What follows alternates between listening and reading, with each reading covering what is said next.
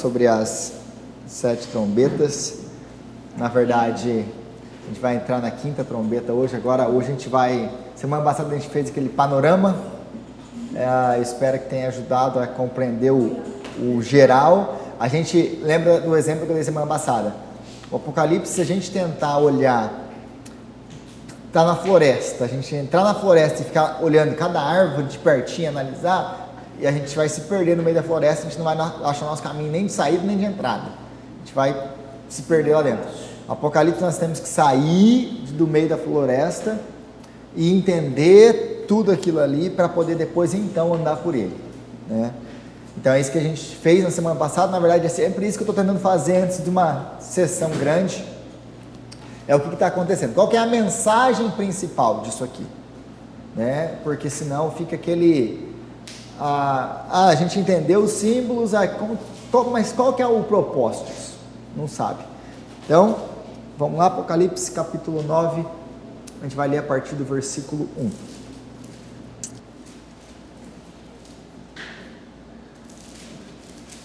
Aliás, gente, vamos começar ali do 13, versículo 13 do capítulo 8, que é esse último versículo aí, porque ele é basicamente a introdução do capítulo 9.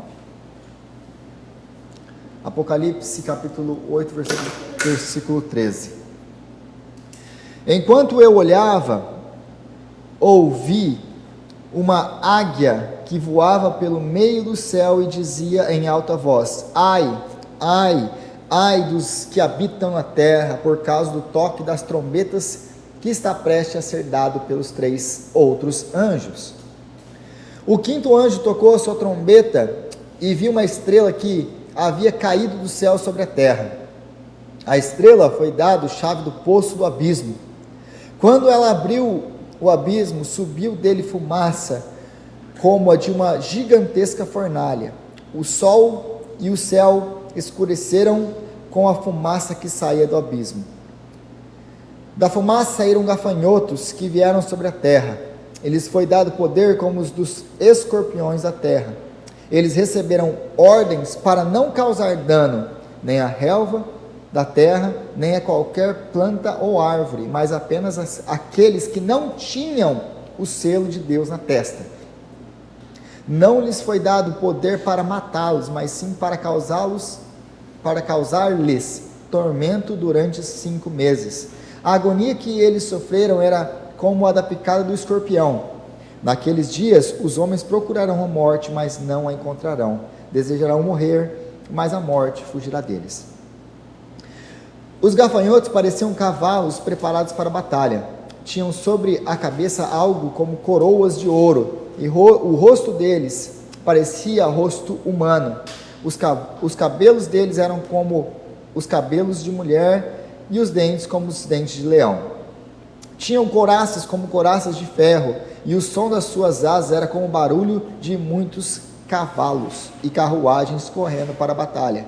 Tinham caudas e ferrões como os de escorpião, e na cauda tinham poder para causar tormento aos homens durante 5 meses. Tinham um rei sobre eles, o anjo do abismo, cujo nome em hebraico é Abaddon e em grego Apolion.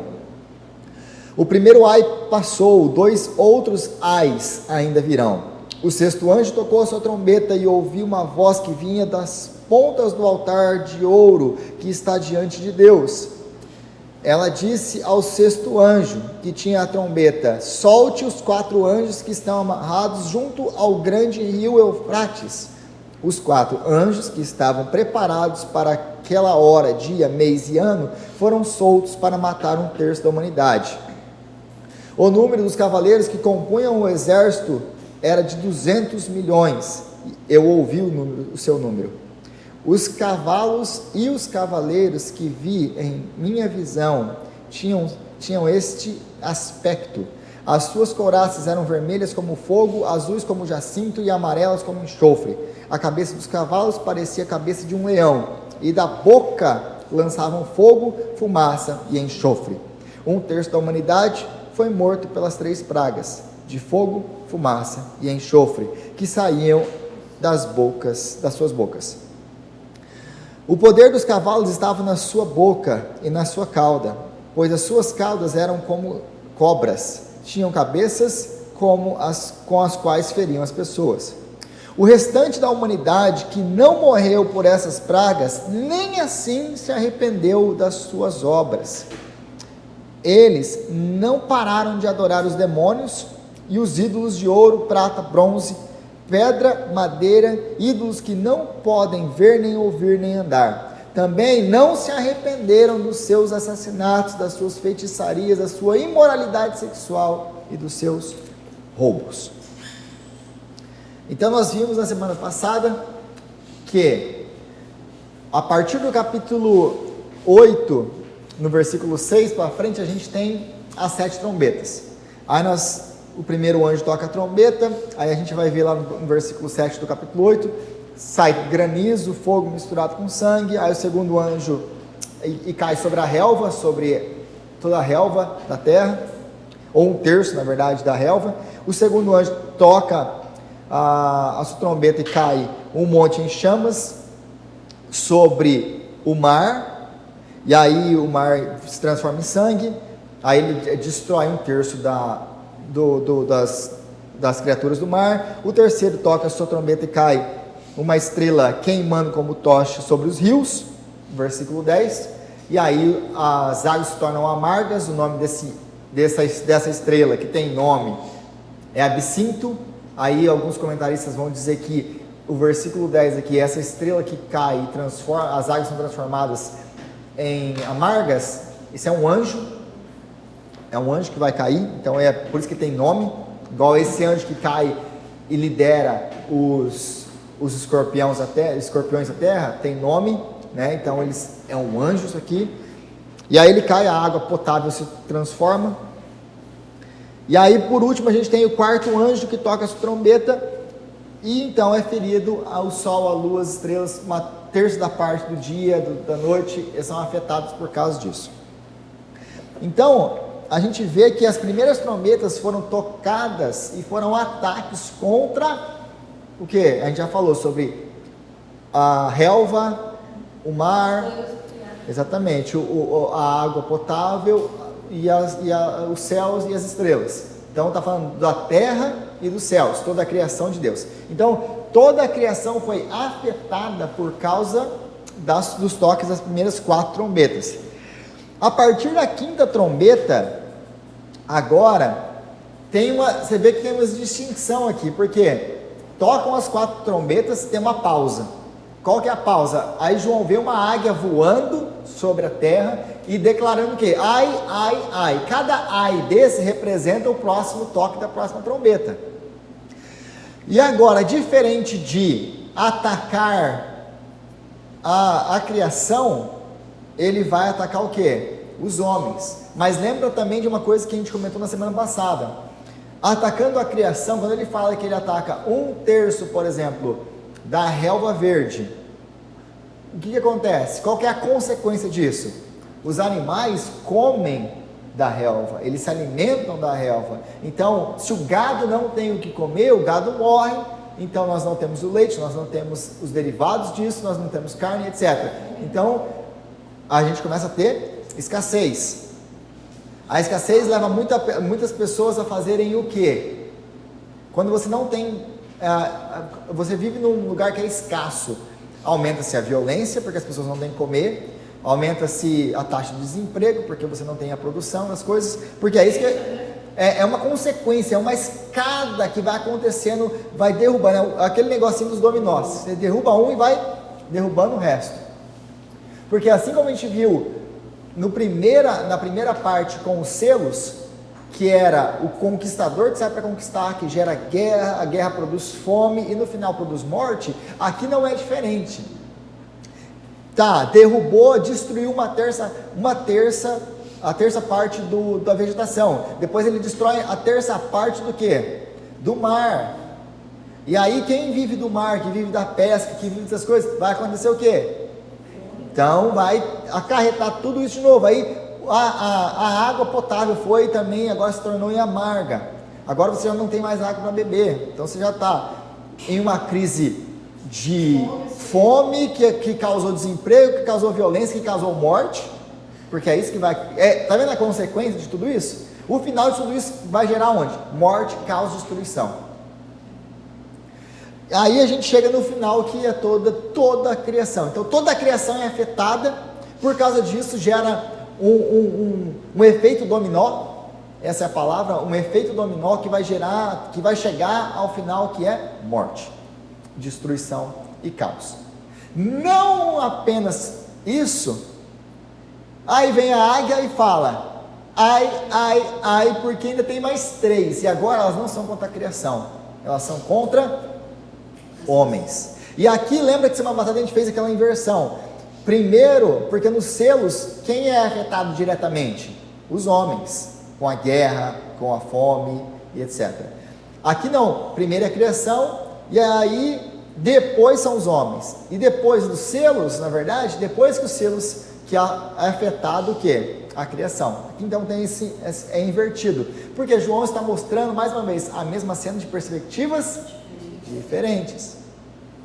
Então aí, para a gente não perder muito tempo, aí ele vê uma estrela que cai do céu, e aí, se você vê a linguagem que ele usa aí, é a linguagem interessante. O 5º anjo tocou a sua trombeta e viu uma estrela que havia caído do céu sobre a terra. Então esse verbo em grego é um verbo no tempo perfeito em grego. E o verbo do tempo perfeito em grego, ele fala, é alguma coisa assim, ele quer que você entenda isso, é alguma coisa, é uma ação que aconteceu no passado e os seus efeitos permanecem ainda hoje. É isso que o tempo perfeito quer dizer. O tempo perfeito, geralmente, ele nos traz,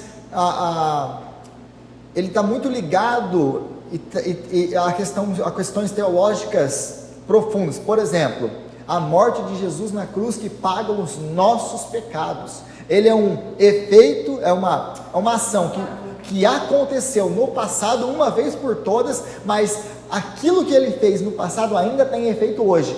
Você entende isso? Então o tempo perfeito ele é carregado de significado. Aqui, esse tempo que eles usam esse verbo, ele caiu, cada tradução vai ter um jeito de tentar traduzir isso, porque é muito difícil você traduzir tentar traduzir o que ele está dizendo no grego. Não é simples, gente. Esses comitês, eles têm que trabalhar muito para poder dar essa ideia. Não, como que a gente vai dar? Porque isso que eu expliquei para eles não vão colocar isso aqui para você. Olha, esse tempo verbal que está acontecendo aqui, é um tempo verbal que aconteceu no passado. Então eles vão tentar traduzir isso da melhor maneira possível para que você entenda que foi algo que aconteceu no passado e tem consequências hoje. Ou continua sendo válido ainda hoje. Então esse anjo, ele havia caído. Então, o que isso quer dizer para nós? Esse anjo, ele caiu no passado e ele continua caído. Porque vai ter alguns comentaristas aqui que não gostam muito, que a briga é um anjo ou é um demônio? Porque alguns vão falar que, porque ele recebeu a chave e vai lá abrir o poço para destrancar outros demônios lá de dentro. Que é isso que quer dizer os escorpiões. Então, alguns comentários vão falar assim, mas como que ia ser dada a chave de um demônio para abrir a cela dos demônios? É a mesma coisa que você dá a chave da prisão dos próprios prisioneiros. Não faz sentido. Exatamente, não faz sentido se você quer manter eles lá dentro. Porque se você der a chave para o prisioneiro da sua própria prisão, ele vai sair de lá. É exatamente isso que Deus quer fazer aqui. Ele deu a chave para eles, para esse demônio que não está lá dentro, mas ele estava caído já. Ele não estava preso como os outros, mas ele estava lá. Ele estava solto, aí ele recebe essa chave, ele vai agora lá e ele abre o poço, ele abre o abismo, para que os outros saiam. Se você quer causar uma esvaziação de um cárcere, dá a chave para alguém que, por exemplo, tem um traficante lá dentro, o chefe dos traficantes está lá dentro.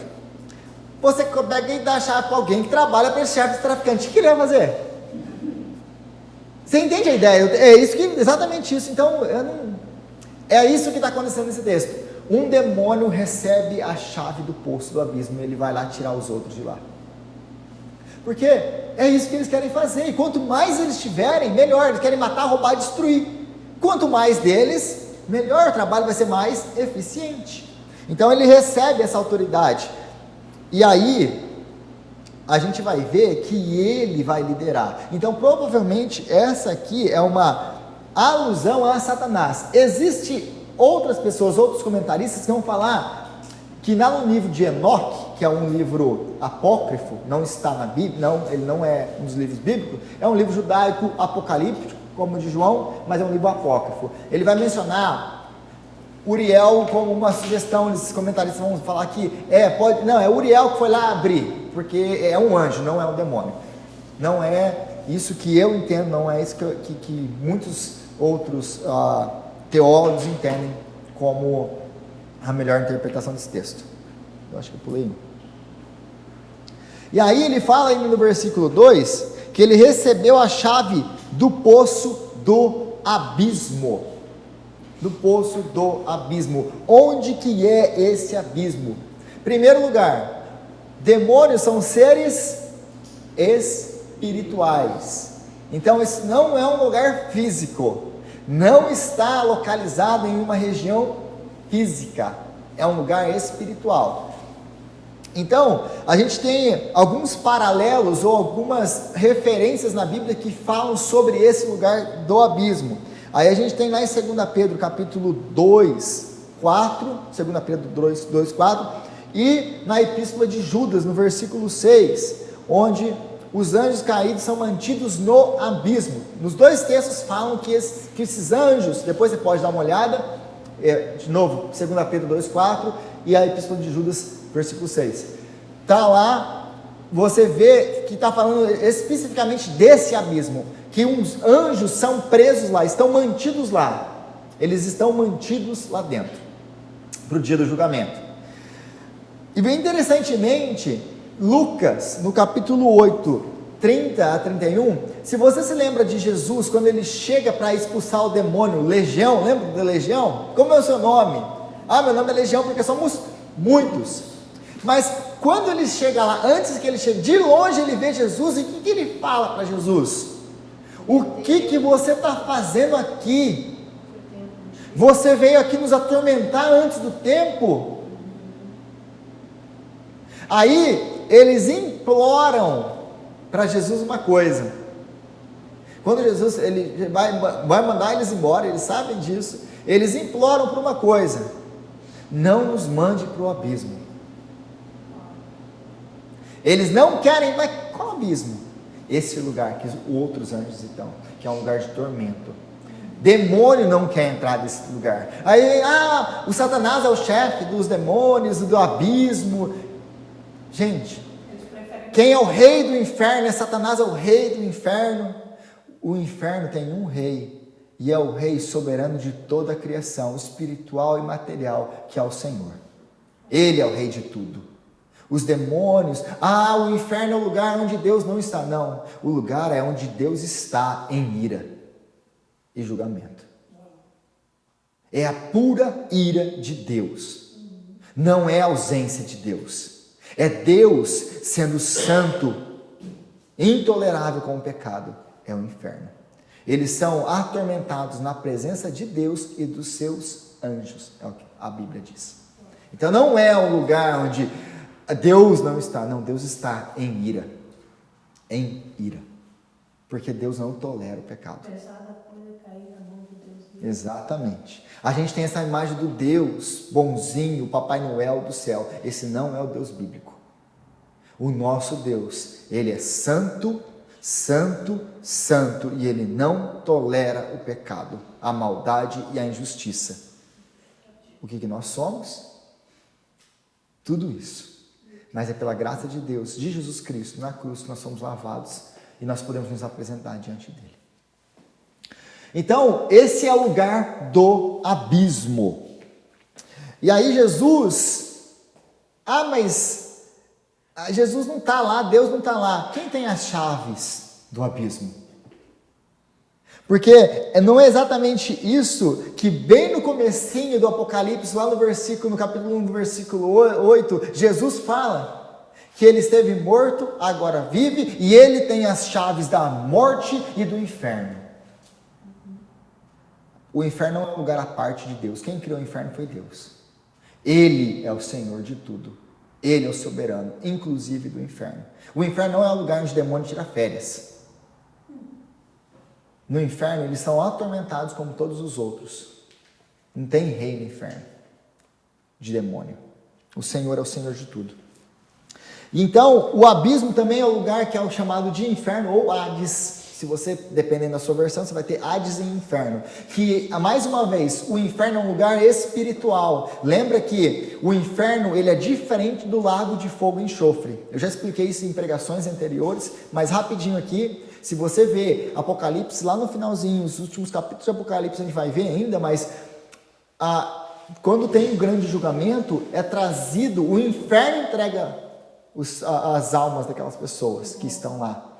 Então, depois que acabou todo o julgamento, eles são lançados no lago de fogo e enxofre. Porque a pessoa que morre agora, ela vai para morreu fora de Cristo, vai para o inferno. Lembra do ladrão na cruz? O ladrão na cruz, ele morre e vai para o paraíso.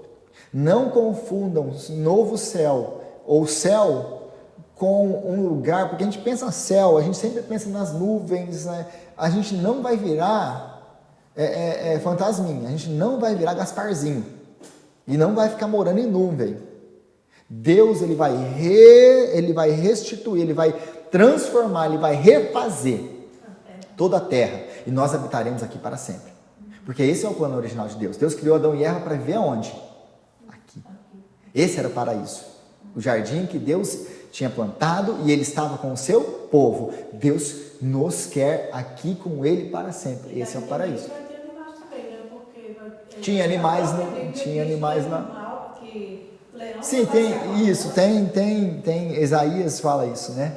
Mas não tem nada que não diga que não existam animais. Então, morre-se, a pessoa que morre agora, hoje, antes da volta de Jesus Cristo, a pessoa que morreu fora de Cristo vai para o inferno, esse lugar espiritual, a sua alma vai para o inferno, o seu corpo vai para a sepultura.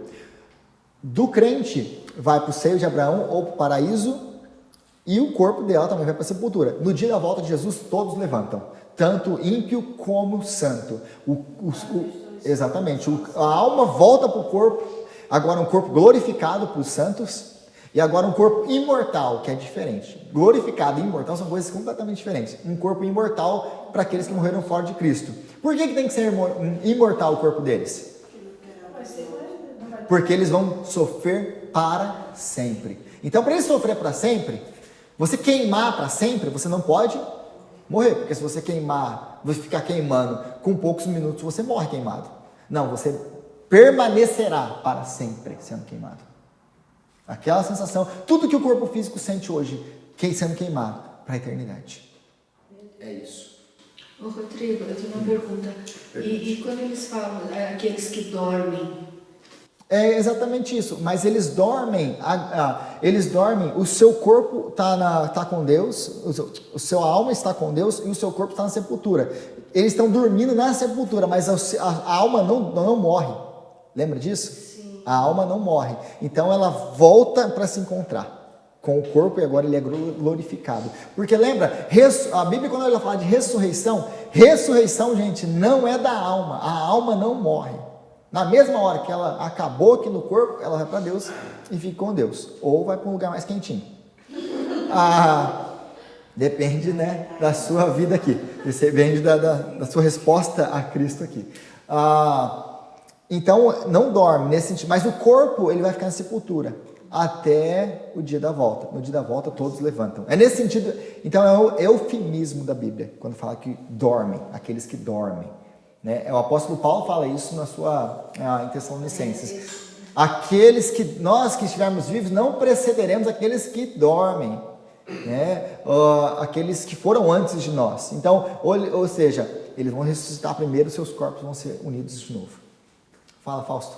Mas esse ponto que a Esther levantou é a teologia adventista, né? Do sono da alma. É onde eles entendem que o corpo está dormindo na sepultura, inconsciente, a alma não está lá com Deus, ela só vai reviver no dia do juízo e tal. Então é a famosa teologia do sono da alma, o que não tem base. Não tem base bíblica, exatamente. Eu não fico entrando em outras teologias. Eu nem sabia disso.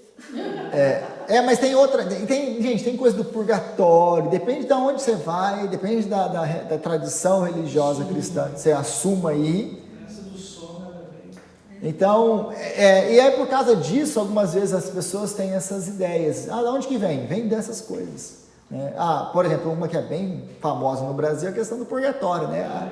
Vou para o purgatório, purgar os meus pecados, mas todo mundo vai para o céu no final. Por quê? Porque é um país influenciado pelo catolicismo romano. Então, não é difícil de entender de onde vem essas coisas. Aí no versículo 3, nós temos os gafanhotos e escorpiões. Esses gafanhotos são demônios. Você vai achar até os mais conservadores, na verdade não conservadores, até os mais liberais dos comentaristas, assumindo que a linguagem aqui está falando de um demônio. Até liberal, que comentarista bem assim, descrente dessas coisas espirituais, eles vão assumir que isso aqui são demônios, nos seus comentários. Então, como nós não temos problema nenhum em falar que existem demônios, anjos e seres espirituais, não existe uma outra interpretação para isso aqui.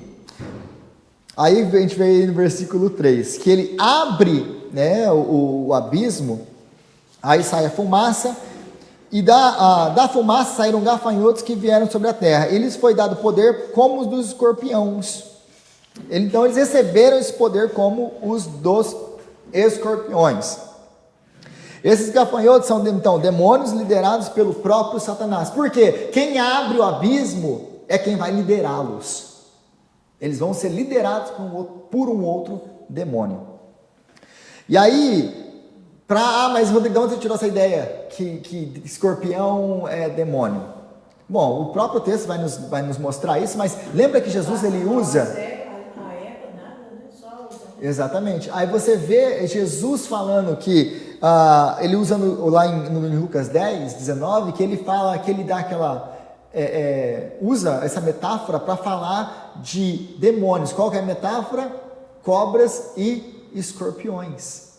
Então, cobra e escorpião sempre tem essa conotação demoníaca. São demônios. Aí você vê aqui no versículo 4 e 5, eles não têm autoridade sobre os selados. Eles não têm autoridade sobre os selados. Aí a pergunta é, quem são os selados? Nós. Exatamente. Por quê? E aonde que a gente entendeu que nós somos os selados? Dos 144 mil no capítulo 7. Porque ele já fala... Lembra assim, João está construindo, ele constrói uma base, depois ele vai em cima dessa base, constrói mais um pouco, depois constrói mais um pouco, ele vai nos dando informações para que a gente possa entender o que ele vai escrever lá para frente. Por exemplo, ele está falando do rio Eufrates aqui. Lá na frente ele vai falar do rio Eufrates de novo. Como assim? Qual que é o rio? Aí não tem por que eu ficar inventando coisas, ele já falou o que é. Então ele já falou de selados. Quais são os selados? Nos 144 mil no capítulo 7, ele fala dos selados, que receberam o selo de Deus na testa. Que ele vê, é 144 mil mesmo? A gente fez toda aquela discussão. Se você não lembra disso, assiste lá de novo. Aí ele olha para trás e ele vê o quê? Ele ouve 144 mil, 12 de cada tribo, mas ele olha e vê gente de toda tribo, língua e nação. Fala, Estela. Não, e aqueles que estão lá debaixo do altar? No capítulo 6, aqui no trono. Quando fala dos selos lá. Isso, no quinto selo. São eles também, né? Eles já estão mortos, esses aqui vão passar por um período de tribulação. Tá. Aqueles... não vai passar, né? Vai passar aquele negócio. Nós vamos passar por aqueles que estiverem vivos nos dias que antecedem a volta de Cristo, vão passar pela tribulação? A igreja vai ser arrebatada? Não. A gente não falou ainda dos 7 anos, mas não tem arrebatamento para a igreja. Até aqui tem alguma coisa, alguma alusão, alguma coisa que você possa falar que a igreja vai ser arrebatada? Não tem. Zero. Essa doutrina da arrebatação não é bíblica. Ah, mas e tem os Tessalonicenses? A gente pode até discutir Tessalonicenses depois quando a gente for falar dos 7 anos. Mas não tem isso. Então, quem morre antes da tribulação, vamos supor, está debaixo do altar. Não, aquele altar ali são pessoas que passam pela tribulação e morrem. Mas passa pela tribulação. Isso. Eles são selados. Deixa eu reformular tudo isso para não ficar confuso. Aqueles do capítulo 6, a 5ª trombeta, eles aparecem lá. Eles são mortos, né? Eles são mortos por causa do testemunho de Jesus. Porque eles não negam Jesus. Exatamente. Aí eles perguntam: até quando, Senhor? Santo, justo e verdadeiro. Aí Deus responde para eles: até que se completem o número dos mártires, que hão de morrer como vocês morreram. Mas aí acaba todo aquilo ali, aí vem o capítulo 7.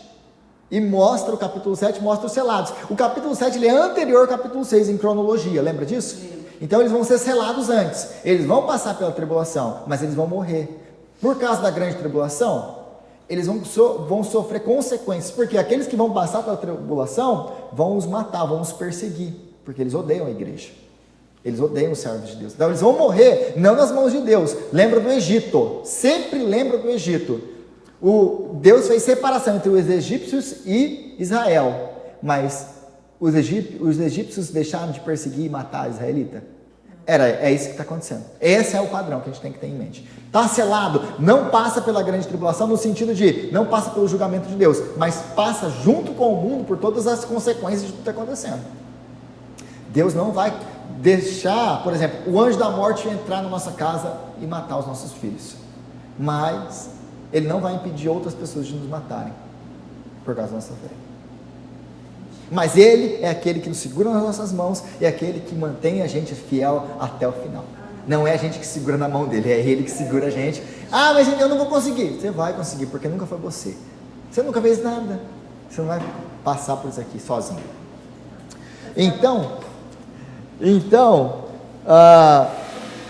eles não têm autoridade sobre os selados, que mais uma vez são 144 mil, ou todo o povo de Deus,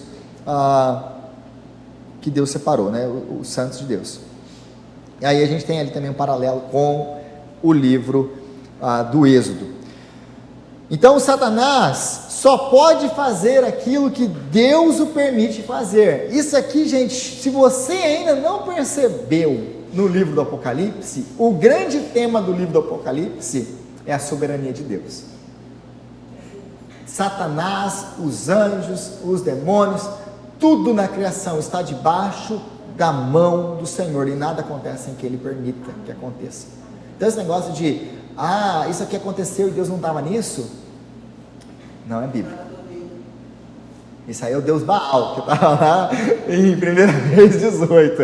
O seu Deus está dormindo ou está no banheiro. O nosso Deus não dorme e nem cochila. Então ele é o Senhor. E aí no final, toda a destruição que eles fazem, tudo que esses demônios estão fazendo, é julgamento de Deus, é a vontade de Deus. Só que Deus, Ele não precisa necessariamente ordenar demônio destruir, porque o demônio ele vai destruir, matar e roubar. E o que ele precisa fazer? Dar a chave para o anjo do abismo abrir a cela e deixa o negócio acontecer. Só que com tudo isso, ele permite a destruição, permite o julgamento, permite o caos, mas Deus tem tudo controladinho debaixo das mãos dele. Lembra da vida de Jó? Deus permite que Satanás haja na vida de Jó, mas para o bem dele. Mas toda aquela destruição, todo aquele caos, toda aquela morte, tudo aquilo ali foi para o bem dele. Fala. É interessante que até mesmo na destruição que Satanás faz com os anjos, né, a gente vê que Deus determina que ele não destrua isso, exatamente. Não vai naquilo, mas vai naquilo. Deus fala, sério, vocês podem ir até aqui. Foi isso que ele falou exatamente para Satanás, não foi? Isso aqui é um padrão de novo. Você vê que existem alusões da Bíblia, do Antigo Testamento todo aqui. Satanás, você pode, mas você não toca nele. Satanás, você pode tocar nele, você não mata ele. Satanás, ele só age debaixo da permissão de Deus e nada mais. O nosso Deus. Como é que é? A pergunta seria porque Deus permite, né? Para o nosso bem e para a glória dele. Essa é a resposta bíblica para isso. Por que Deus permitiu tudo aquilo na vida de Jó? Todo aquele sofrimento. Você imagina perder 10 filhos? No final, Deus glorificou o nome dele. E no final, Jó foi abençoado.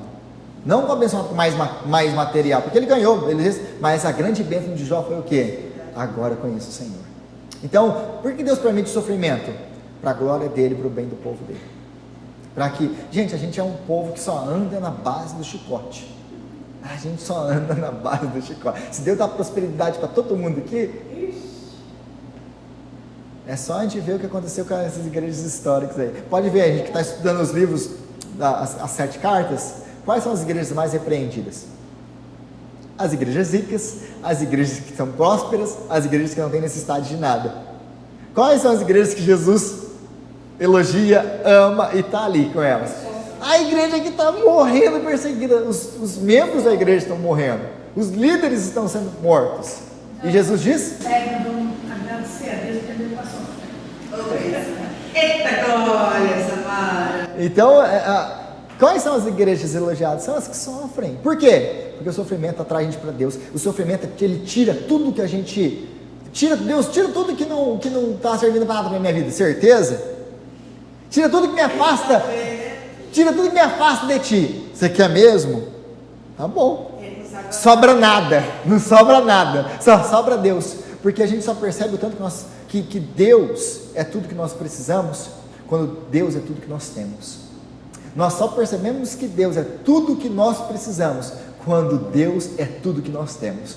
Acabou tudo. Jó precisou entender isso. Ele entendia que só Deus era o que ele precisava.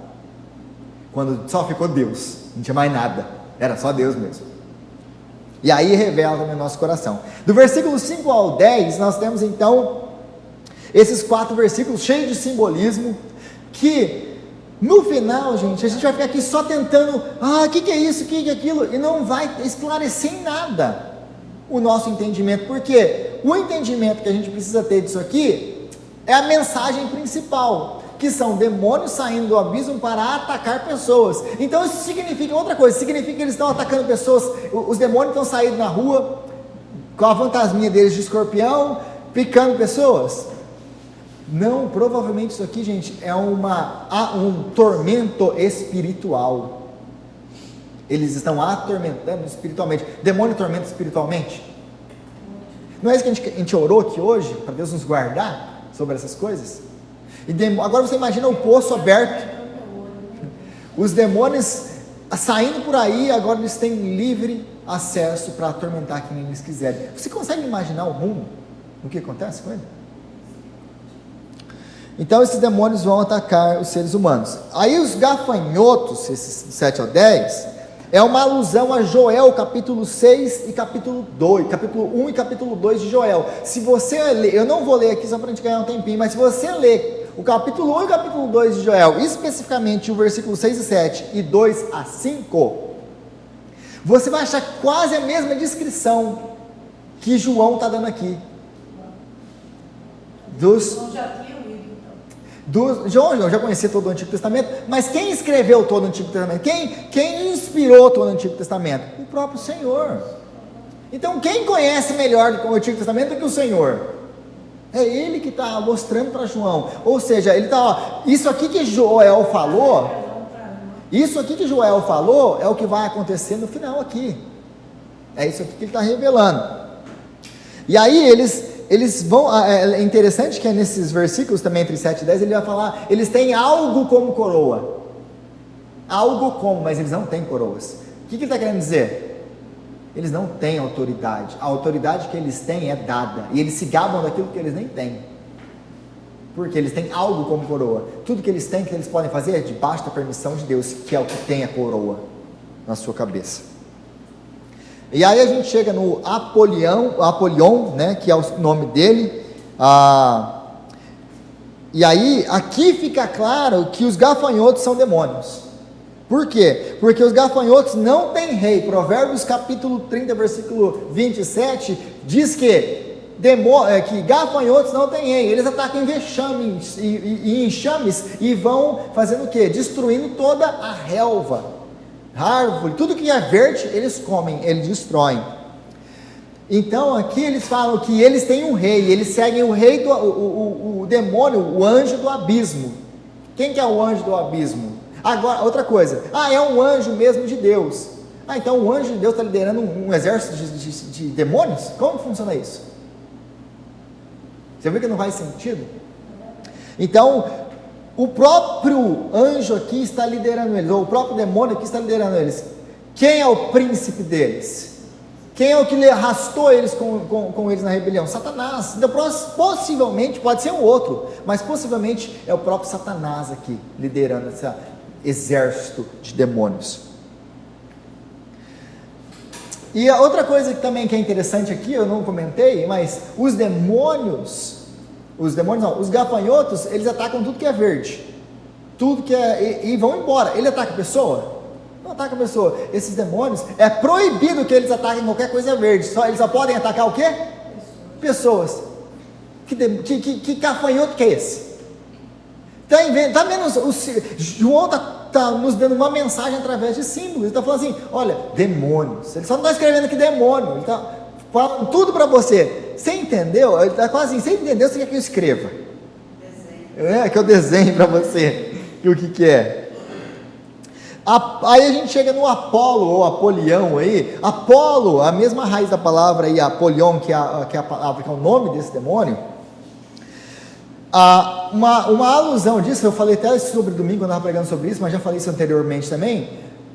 Domiciano, ele se dizia o quê? A encarnação de Apolo, mas geralmente Zeus é o deus principal do panteão grego, Apolo era o filho de Zeus, os imperadores se denominavam filhos de Apolo, ou o próprio Apolo, que é no caso de Domiciano. Então eles se chamaram de filho de Deus.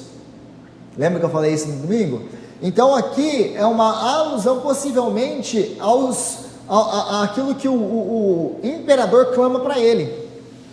Então o João está tentando, em outras palavras, fazer o seguinte, mostrar o seguinte, que por trás de todo governo que se opõe a Deus, ou aliás, todo governo, Satanás está agindo e está impulsionando esses governos contra os servos de Deus. É isso que ele está tentando mostrar aqui nessa passagem. Então, aí a gente chega no versículo 12, mas aí, para não correr muito, eu deixo para a semana que vem o finalzinho aí, a segunda metade do capítulo 9, que aí a gente vai falar um pouquinho mais sobre o próximo, a trombeta, a sexta trombeta, o próximo ai, né, Rosta? O próximo ai, tá bom? Deus abençoe vocês, até na semana que vem.